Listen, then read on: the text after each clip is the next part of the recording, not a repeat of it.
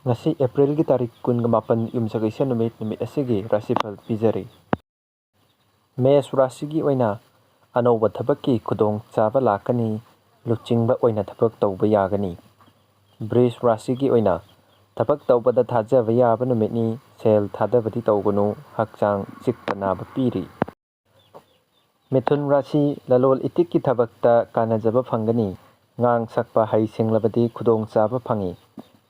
Karkat thabak mafamda chainaba kaya thokani chatting taubada cheksinjaba phagani.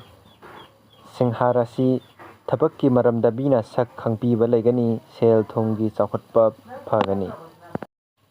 Kaina Rashi thabak yamna hingatcharagasu madugi kanabadi tapna lakani tumba nungairoi.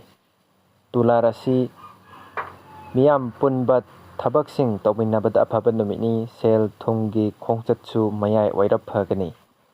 Brisik Rashi sakudaba singnaba kaya lakadori thajadaba maongda sel chatkani.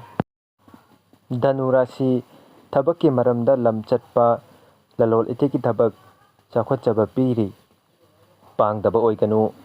Makar Rashi thabak khara tapchargasu kanabadi chapsana phangani sel thongi phibam khara phakatcharagani. Kumbha Rashi anauba wakhalolda thabak tawjarabadi mahai chagani.